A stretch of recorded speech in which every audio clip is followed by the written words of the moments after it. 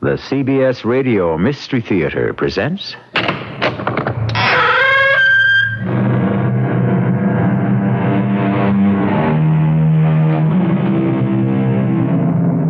Come in. Welcome. I'm E.G. Marshall. My grandmother was a great one for precepts and proverbs. One of many I remember is, "He that doth what he will, doth not what he ought." That was Grandma's warning against willfulness. The amazing lengths to which perversity can lead you is the extraordinary mystery by Mr. A. Conan Doyle. About to begin.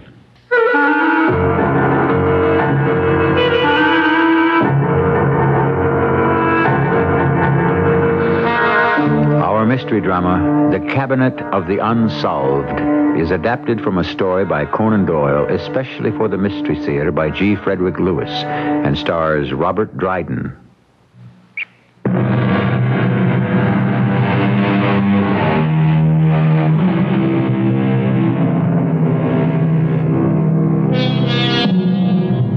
Yes, will is the cause of woe. Perversity, pig-headedness, obstinacy, all these principles of evil can lead a young man down a path from which there is no turning or returning. We are all born into this world the same way, but the roads we choose are too often our undoing, to which Inspector John Hilliard of Scotland Yard can well testify. There is a display cabinet at the yard marked Unsolved. In it are items of clothing, weapons, empty bottles of poison, a parasol, even a pocket Bible. Evidence still insufficient to bring the guilty of various crimes to justice. I had in my hand a letter just received, which at long last might be the key to solving the Manchester Express murder. A case which began in London's Euston Station at 4:30 one blustery March afternoon. Are you taking the Manchester Express, sir? Yes, we are. First class coach, please. Are you the train guard? I am. If you and your lady will follow me, I'll find your compartment. Oh, one that is empty, if you please.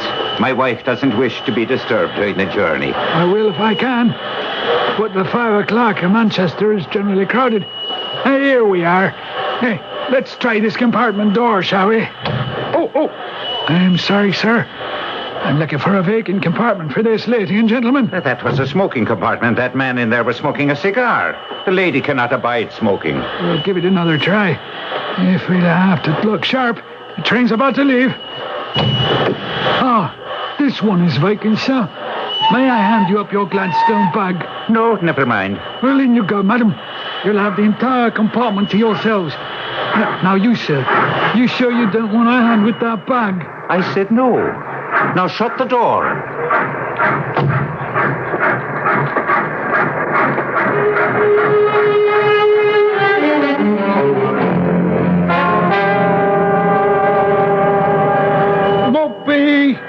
Mopey! The station is Mopey. Good evening, Jim. The train's 5 minutes late. We'll make it up before she pulls into Manchester. I say there, do you know that one of your compartment doors is open? Right behind you there. One in first class. Huh? Did someone just get off? Not at all. This door was open when you rose rolling in. Here, let's have a look, huh? That's strange. There was a man with a cigar in there at Euston. Nobody in here now. A short, red-faced man with a black beard smoking a big cigar. Oh, that's why I put the gentleman and lady in the next compartment. Oh, let's ask them. Perhaps they know something. Oh, my Lord. Will you look at this? Is he dead? There's a hole where the heart is. A bullet hole, I warn you. Lying there. Such a young fellow. Did he get on at Euston? Well, not to my knowledge. I've never seen this unfortunate young man before. As I say, I know I put a gentleman and a lady in his compartment. Are you quite sure, Jim? A lady? Well, look up there over your head. What do you see? A lady's parasol. Well, you're taller than I am. would you reach it down from the luggage rack? Oh, yes. That's the parasol she was carrying. Huh. 3 missing persons and a corpse. Oh, I can't let the train go on to Manchester now. Oh, you're right. Yeah? What you going to say, Jim? Well, not to expect the express to be on time today. And right quick to get on to Scotland Yard. That was how I got into the case. 3 hours later, I was in Maltby. I identified myself as from Scotland Yard and found Jim Sloan, the Manchester Express train guard. He took me to the scene of the crime. Well, there's a body, Inspector, here. Just as the Maltby station master and I found it. We haven't touched a thing. I'd say the bullet penetrated the heart at close range. Death must have been instantaneous. All right, let's have a go through the man's pockets. Oh, goodness. Look at this, Mr. Sloan. 2 gold watches in his waistcoat.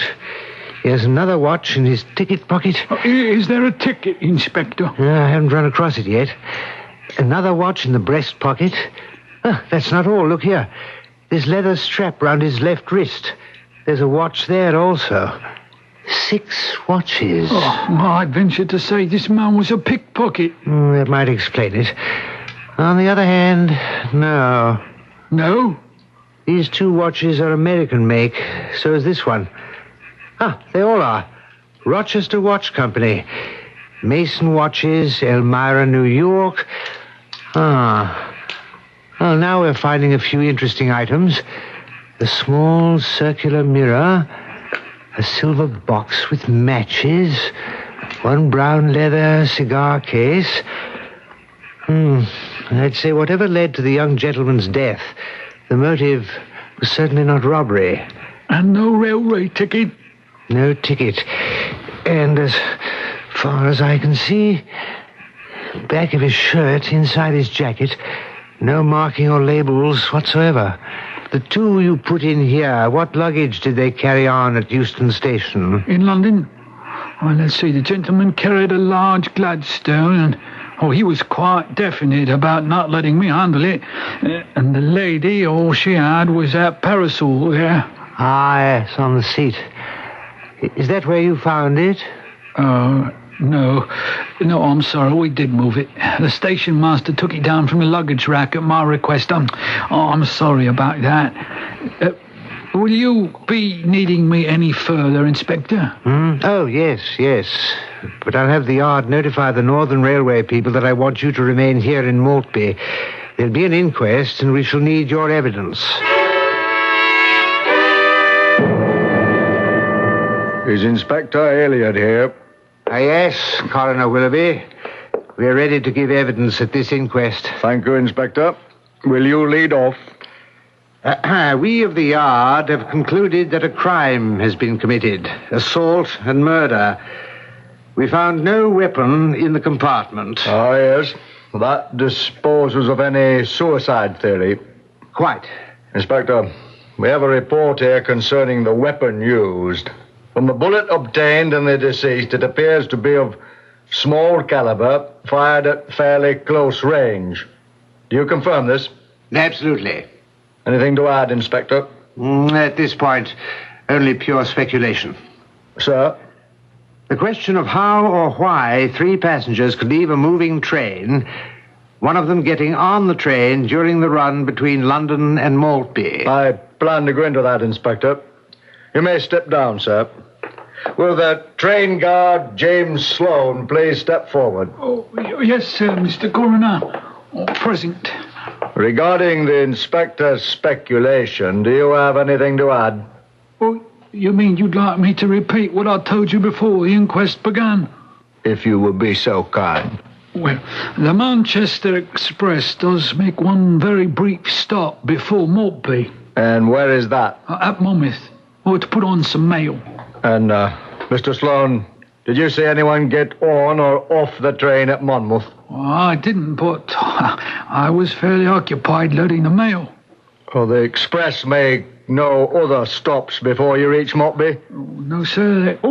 There's one spot where we slow up, between Pettysford and Chelteney. Oh, we're making repairs there on the tracks. At that point, we lower our speed to 8-9 miles an hour. Well, would you say, Mr. Sloan, that at that place it might be possible for a man or even for a particularly active woman to have left the train without serious injury? Oh, I would say it was possible, yes, sir, Mr. Coroner. Of course, perhaps not unobserved, sir. Well, who could have seen them? Well, Pettisford is an hour out of London. We left Houston at 5. That will make it 6-ish. It's possible the railroad gang of plate layers might still have been working there. Mr. Corner, may I add something here? Oh, certainly. You are the station master in Maltby, isn't it so? Yes, sir. I spoke to the foreman of the railroad gang, but they saw nothing. Oh, so it's the view of you gentlemen, I take it, that someone might have jumped off the train unseen or jumped on. Coroner, that is our view as well. At 6 o'clock or so, it is fairly dark this time of year.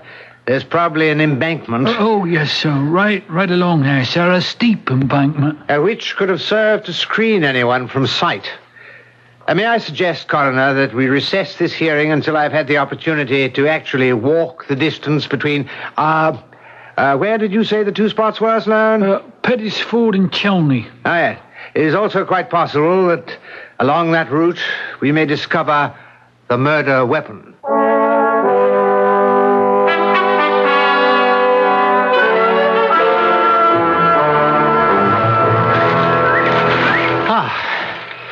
How far have we come, Sloan? Well, I'd say from down here, Inspector, checking the markers on the tracks up there, we walk a bit over 3 miles. Another mile or so, we'll be at Pettisford. We've been walking quite the reverse of the direction the express took, right? Going due south. Oh, yes, Inspector. Where we started walking at Chelney is where the Manchester Express again picks up its normal speed. Now, in about 100 yards or so is where the train slows up for the track gang. Ah, well, we haven't run across them. Oh, well, no, it's Sunday, sir. Nobody works on Sunday. So it is. You keeping your eyes open, Sloan? Indeed I am, sir. If there's a gun lying somewhere along here, it won't escape me. Wait a minute. What's this? Oh, it's a pocket Bible, sir. Well. What's it say inside? Printed by the Bible Society, London. To my beloved Mary on our wedding day. But the date is obscured, smudged. Under that, for Michael from Mary, August 10th, 1865. And then a third inscription, for Edwin from his loving father. No date. All first names. Oh, that's too bad. Oh, why is that, sir? This Bible might belong to anybody. No way of identifying to whom it belongs. Oh, well, let's keep on walking. Oh, Inspector, look there. Those marks on that big flat rock. Sloan, I think you found something. Is it, I wouldn't take an oath on it, but those stains are not very old. Someone was badly hurt here. I'd say those marks are blood. Nothing can be more frustrating to students of sleuthing than mysterious disappearances. Couple that with a corpse that rode a train without a ticket, and you've got reason for a lot of head scratching by Inspector John Hilliard. Does he come up with splinters or solutions? Wait and see when we return with Act 2.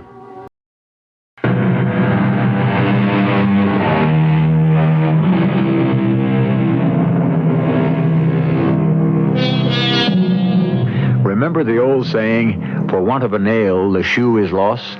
For want of a shoe, the horse is lost. For want of a horse, the rider is lost. What does that tell us? Don't overlook the tiniest detail.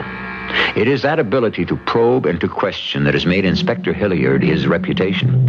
And sometimes You add up 2 and 2, and 4 is not the answer. Inspector Hilliard, are you prepared for the resumption of our inquest into murder discovered in a first-class compartment of the Manchester Express? I am and I am not.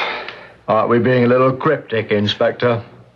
Coroner Willoughby, we found no identification or manufacturer's labels on the garments worn by the deceased. No papers, some money, a strange small circular mirror, and 6 American pocket watches. Well, have you any theory how the deceased came to be inside the train compartment and yet apparently not visible when the train guard let in the gentleman and the lady? Yes, I have. He could have been concealed under the seat, which leads me to the second part of the theory. After the train left Euston Station in London, choosing to remain where he was, possibly the deceased overheard some secrets, which were of such a guilty nature that the man and woman dragged the victim from his hiding place and killed him. You put the death then down to an accident of meeting? Not the means. That was quite deliberate. But it is hardly likely the 3 could have met in that compartment by design, since Mr. Slow and the train guard was the one who opened the door of the compartment for them. The compartment he had intended them to occupy was taken by a gentleman smoking. A gentleman who, at this point, is also missing. Quite. Inspector Hilliard, I understand you've found a pocket Bible and traces of what may be blood on a stone during your examination of the train embankment. Yes, we have. But so far as I can see at present, there's no connection with your coroner's inquiry here. The small Bible could have been dropped there by anyone, and even if the stains are identified as human, where would that lead us? I agree. Insufficient evidence to be meaningful to the purposes of this inquest. Anything else? I'm afraid not at this time. In view of that, Inspector, we would have no reason to alter or amend the coroner's verdict of murder by a person or persons unknown. Which brings us up to date. There, right before me, was the yard's display cabinet representing crimes unsolved, filled with what the Maltby coroner had said was insufficient evidence to be meaningful. The parasol, the pocket Bible, the small mirror, the watches, the bullet taken from the deceased, but no gun, no fingerprints, no culprit. In short, no case. That is, until this morning, when I received this letter in my hand. Dear gentlemen of Scotland Yard, the last time I was in London, I was particularly fascinated by your display cabinet in the main hallway marked Cases Unsolved. I would imagine the case of the Manchester Express murder. And whatever evidence you have collected is now in that cabinet. Perhaps after you've read this letter, you can mark that case solved. My people came from England, immigrating to the States in the 1850s, and settled in the town of Rochester, New York, where my father ran a dry goods store. We were only 2 sons, my younger brother, Timothy, and I. And one unfortunate day, out of the blue, my mother was stricken and died. My father, who loved her very much, went to pieces and suffered a stroke. Good morning, Father. How did you sleep? What time is it? Oh, my goodness, I've overslept. The store. The doctor said the best thing for you to do is rest and take care of your heart. My heart. She took it with her when she died. My beloved wife. Edwin, on the window seat is her little testament. The one she used to take to church. Bring it here. I see it. I want you to have it, Edwin. Dearest Mary would want you to have it. When we were first married, I gave it to her.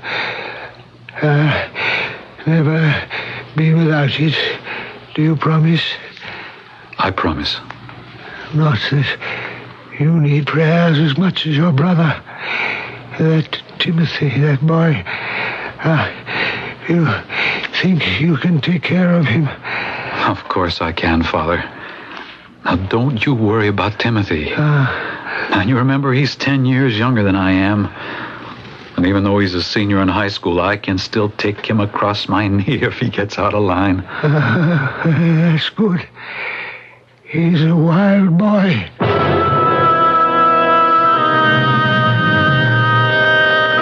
It's really about my younger brother, Timothy, that I'm writing you, gentlemen of Scotland Yard. He barely got through high school by the skin of his teeth. And then suddenly, he left home and went to New York City. My father was never again able to get out of bed. He'd ask about Timothy, and I'd make up stories about what a good job he had in the big city and so on. And then, one night... Timothy! Oh, come on in. Well, hello, Brother Edwin. I want you to meet my friend, Mac McGuire. Well, come in, both of you. Well, thank you. You see, Mac? I told you we'd be welcome. Well, how have you been, Edwin? Aren't you going to ask after Father? Of course I will. How is he, by the way? Well, he's had 2 more heart shocks. I keep him in bed. Oh, I know how it is. My father had a coronary and passed on when I was quite young. Ours is still alive, but barely. No, he asks after you every day, Timothy. Of course, he has no idea what you're up to in New York City. And do you? Well, I have a pretty good idea. You sound like I was doing something criminal. Mac and I play cards. That's all we do. We give card-playing lessons. You'd be surprised how much people will pay to learn that they have a lot to learn. Oh, Timothy. I want you to know, Edwin. May I call you Edwin? By all means. I try to take good care of Timothy here. Believe me, he's almost like a brother to me. Tell Edwin some of my accomplishments, Mac. Brother Edwin, you see before you one of the finest young actors in America. Myself. Really? Well, you've been acting on the stage in New York? Not exactly. Oh, he's very good at disguises, your brother is. He acts out little parts, pretends to be different people in order to induce gentlemen of means to join in a game of cards. It's a lot more fun than being a storekeeper, Edwin. Why did you come back to Rochester? Oh, just to have a place to rest our weary bones until the heat's off. Well, some of your card-playing clientele didn't feel they got their money's worth, huh? Look, Brother Edwin, we didn't come here to be criticized. I don't like the tone of your voice. Well, let me remind you, Brother Timothy. I'm still 10 years older than you are and a lot heavier. I can still give you one good thrashing. Now, you and Mr. McGuire are welcome to stay here for a time, but I warn you. Try any of your card sharping tricks in this town, and I'll hand you over to the police so fast it'll make your head swim. Brother or no brother? Father wanted to see Timothy, so we went up to his bedroom. I'll say this. It did a lot for him. Timothy was always the favorite. But he and Mac McGuire hadn't been in town a week when I got a call from the police. Timothy had been arrested for passing a forged check. I said I was sorry, didn't I? Being sorry isn't good enough, Timothy. I needed the money. Mac and I had this pigeon all staked out. He was aching for a game, just begging to have his feathers plucked. You needed a bankroll to cheat someone, and you didn't care how you got it. That's irresponsible, Timothy. I know I'm unreliable and crazy. And downright crooked. Now, I've squared it away with the police. The money's being returned. And you're leaving here first thing in the morning. Where's Mac? Your good friend? Oh, I saw him at the railroad station with his bag. He's smarter than you, Timothy. He's gone. I promise. I won't do anything like this again. Well, I hope so. But ever since we were kids together, you've left a trail of broken promises 10 miles long. Now, brother, you are going to do it my way. What way is that? I'm afraid just taking you as far as New York isn't far enough. I mean, have you any idea what this would do to Father if he ever found out that his son was almost jailed for passing a bum check? And I wouldn't like him to find that out. Well, I guarantee you he's not going to. I'll straighten out, I promise. Well, I'm not waiting for that. You're going to do as I say, or I'll take you down to headquarters right now, tell them I've changed my mind, and let them throw the book at you.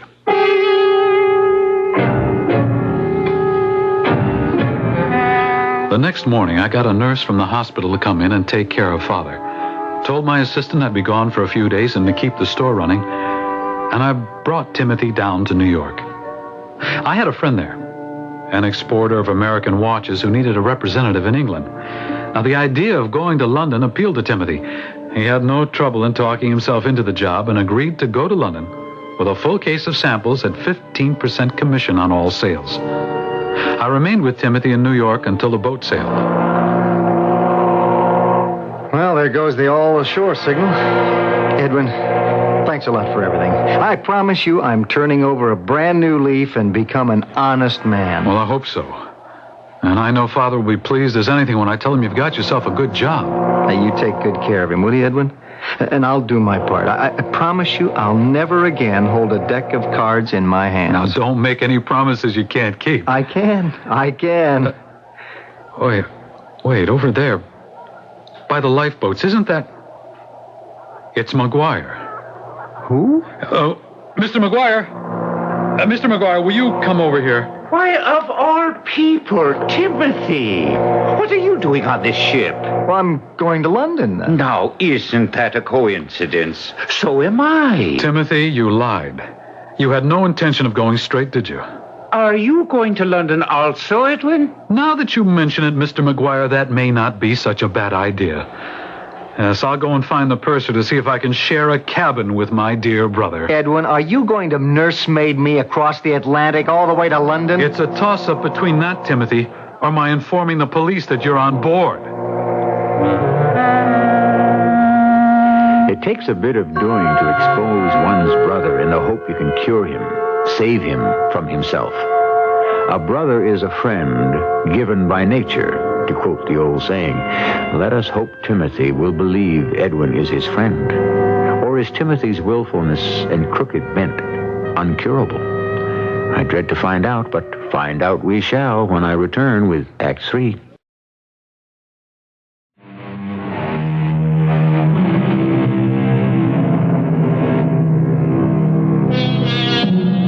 Where are we? Oh, yes.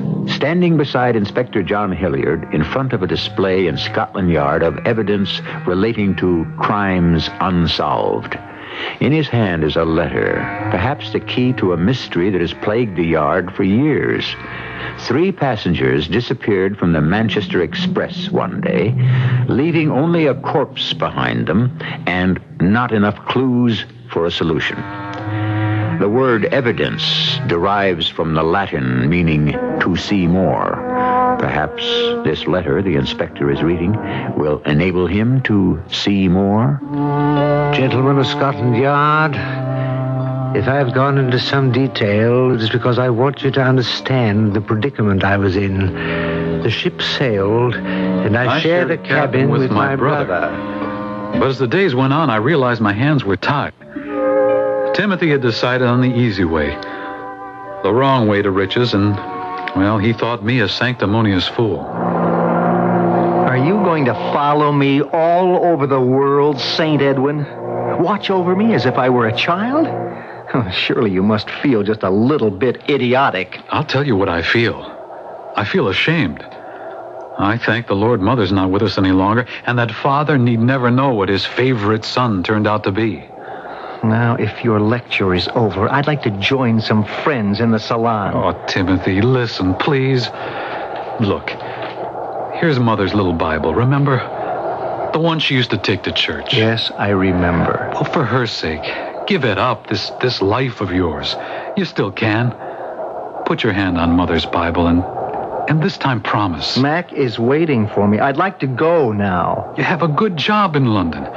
You're a good salesman. I'm not cut out to be a salesman. Father was, you are, but not me. Then why did you take this job?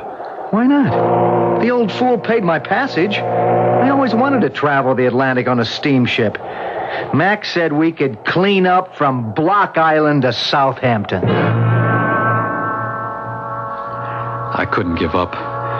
Somehow, I had to make Timothy see the error of his ways. In the ship's salon, I found him and that McGuire playing poker with 2 passengers. Two lambs about to be fleeced. I knew that if I didn't warn them, I was no better than an accomplice. Gentlemen of Scotland Yard, as I walked over to the table, I kept saying to myself, this is the right thing to do. I'm not being a Judas betraying my brother. I'm saving him while there is still time. Hello, Edwin. Gentlemen, may I interrupt this game for a moment? No, you may not. Go away. We're playing and we do not wish to be disturbed. Your dear Timothy. Please, Edwin, will you go away? Don't make a nuisance of yourself. Timothy, will you get your brother out of here? This gentleman is Mac McGuire. Have you been introduced? You see, Mr. McGuire is one of the most notorious card sharpers in the United States. Prove it, you meddlesome idiot. Oh, I'd be glad to. I'll sue you for slander. Will somebody fetch a captain? Mr. McGuire, if you will turn up your right sleeve to the shoulder, well, go on. Don't you wish to sue me for slander? Well, go on, Timothy. Don't stop dealing the cards on my account. Why, gentlemen, look what we have here. Indeed, what have I picked up from my brother's lap? Well, do you know what this round little mirror is, gentlemen? Give that back to me. Oh, certainly, Timothy. Take it. Well, gentlemen, let me tell you how it works. One sits back a bit from the table, lays the mirror face up on the lap, and as you deal... why, you can see the face of every card you give your adversary. You see, one can learn a great deal about card sharping if one's brother is in the business. I'm getting out of here. The game's over, gentlemen. As I write this letter so many years later, I recall that Timothy was very quiet and reserved as we arrived in London. I installed him in a flat, and he seemed quite shaken by the scandal aboard ship. Or so I thought. He started the rounds of selling his American watches, and I was delighted he appeared to enjoy his work. It seemed to me he'd turned the corner, and I decided I could safely return to Rochester. I went along to the steamship line, purchased my ticket, and returned to the flat.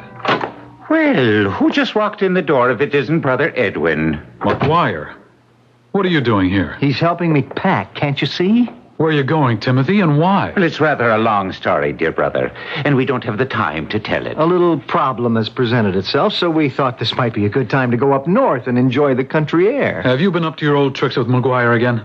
I thought you promised me that you would... We met purely by accident and just happened to get into a little game at the Railroad Hotel. Stupid loudmouth, all that shouting just because one of them bent down to tie his shoelace and found an extra ace on the floor. Hurry up, Timothy. Trains wait for no man. Tim's not leaving here. If he's broken the law, it's about time he paid for it. I'm locking this door. Give me that key, Brother Edwin. Now, don't be silly. Take your hands off me! Give me that key!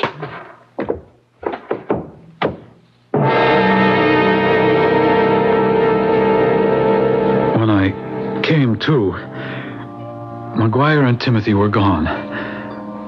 I thought I'd heard Timothy say something about the Manchester Express. I pulled myself together and hailed a cab to Euston Station. The express had not yet left. I promised myself I'd go all the way to Manchester, find my brother, and do everything in my power to get him back on the straight and narrow.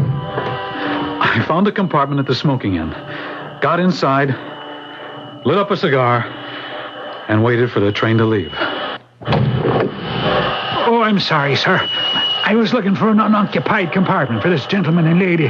There's a man smoking in there. No, that won't do. The lady cannot abide smoking. Find us another one.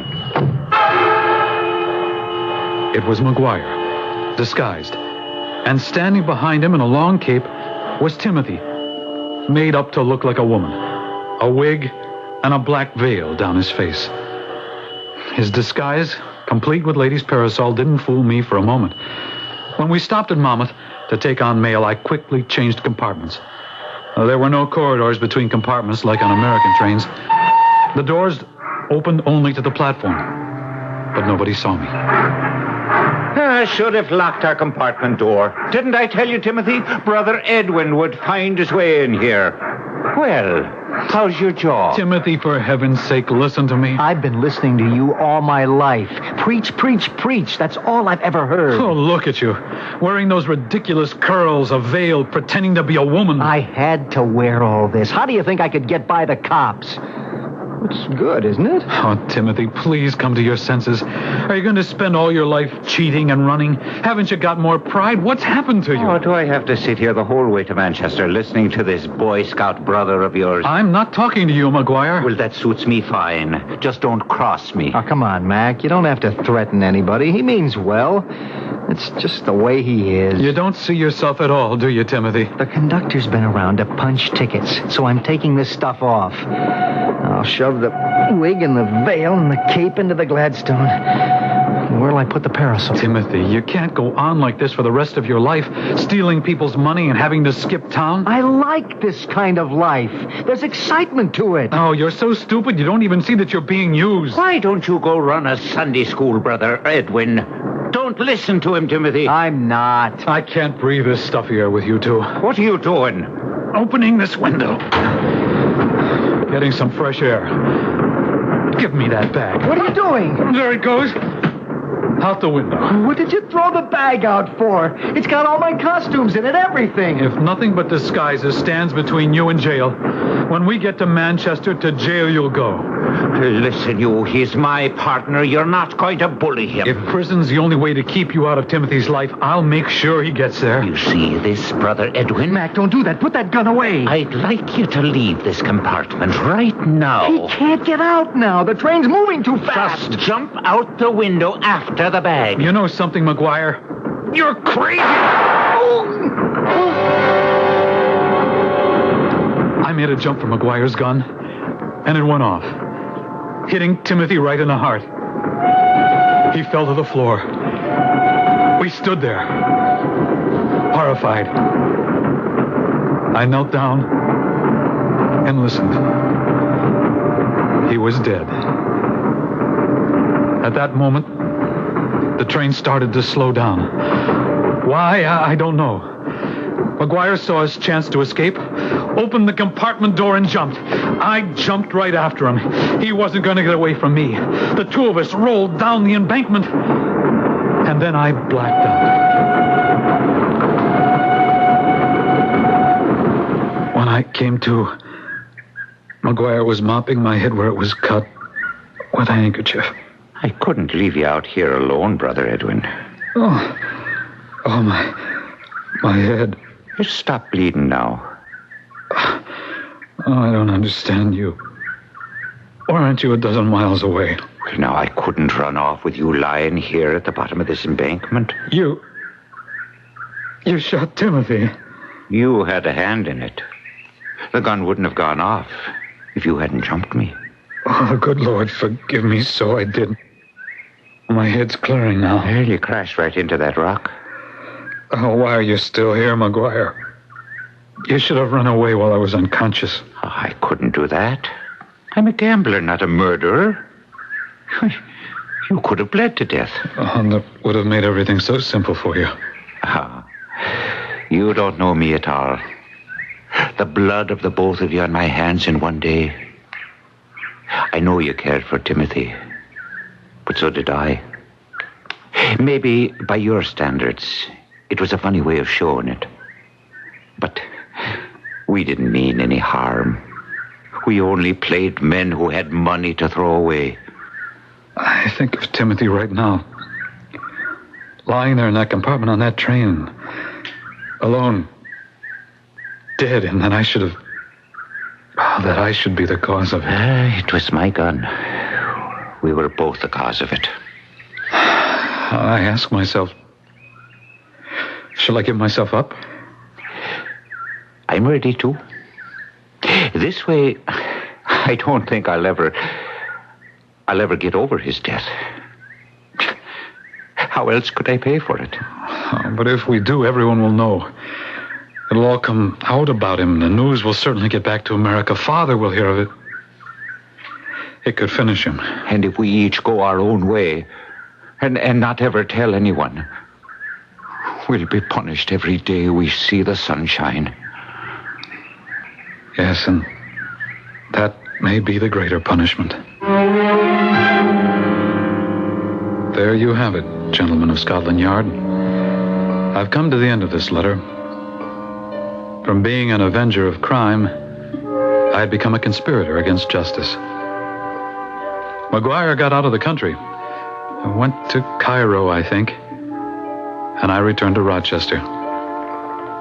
And unless your methods have changed in the past 5 years, inspectors, whatever you found on my brother's body, maybe even the Gladstone bag of clothes if some tramp didn't make off with it, everything you found is probably at this very moment in your display cabinet of crimes unsolved. My father passed away 6 months ago in peace, never knowing what both his sons had done. I have one favor to ask of you. If you have in your possession a pocket Bible, it was my mother's. May I have it back? It's of no use or evidence to anyone but me. Here is my address.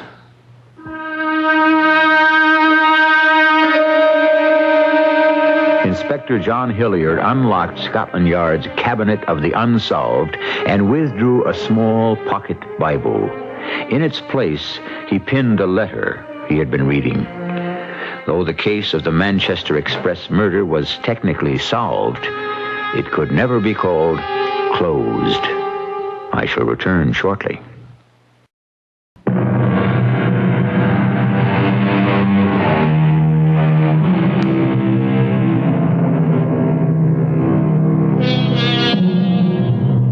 And Cain rose up against his brother Abel and killed him. Then the Lord said to Cain, "Where is your brother?" And he answered, "I do not know. Am I my brother's keeper?" That is a question for all of us to answer in many ways. Are we our brother's keeper? I think we all are. Our cast included Robert Dryden, Bob Caliban, Lloyd Battista, and Ray Owens. The entire production was under the direction of Hyman Brown. This is E.G. Marshall inviting you to return to our Mystery Theater for another adventure in the macabre. Until next time, pleasant dreams.